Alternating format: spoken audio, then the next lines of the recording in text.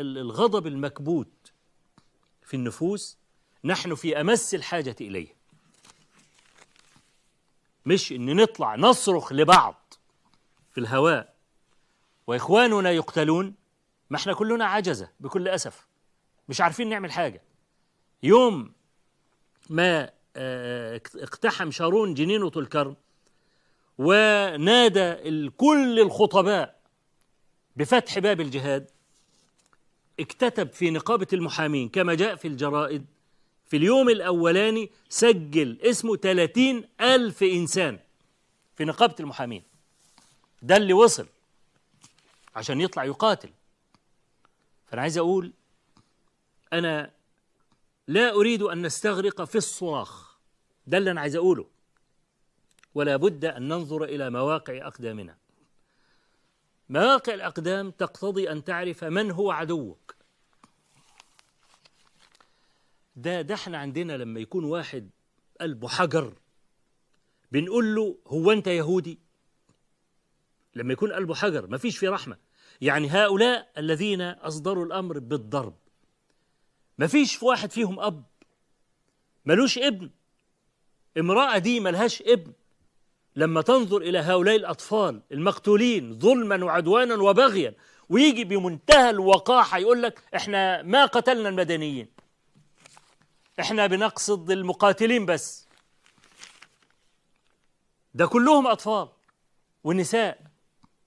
امبارح بس واحد أخبرني إن 130 مقتول، منهم 40 طفل و89 امرأة كما أخبرني، وكانوا مستخبين في مدرسة لخايفين يقعدوا في البيوت تنهدم البيوت على رؤوسهم، فرايحين هربانين في مدرسة من مدارس.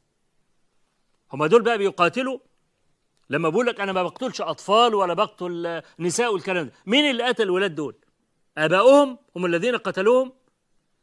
ما فيش في المفوضية الأوروبية ولا في العالم كله حد عنده أبوة يشوف الأطفال دول كيف يقتلون بغير جريرة، ويطلع في الآخر يقول لك عندها إسرائيل عندها الحق أنها تدافع عن نفسها.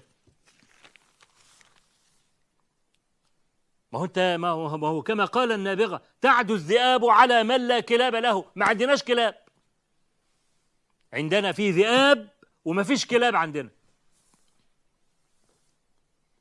ونحن في أيدينا أوراق كثيرة، مش ما عندناش، احنا مش عاجزة ولا مشلولين، حكاما ومحكومين، عندنا أوراق نستطيع ان احنا نضغط بيها ونعمل أي حاجة تدل على إن احنا بنستنكر هذا.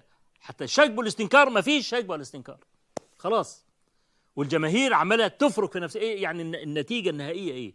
هذا الغيظ المكبوت هينفجر في وجوهنا نحن، إحنا ينفجر في وجوهنا، والبلد الواحد يقوم على بعضه يدبح بعضه ويقتل بعضه وخلصنا على كده. وهذا ما يريدونه. هذا الغيظ المكبوت ما ينفعش فيه إلا أن تكون هناك أفعال حتى بقدر المستطاع بقدر المتاح، ما فيش حاجة خالص. يبقى هذا الغيظ المكبوت أو هذه الانفجارات في كل دول الإسلام ما مصيرها؟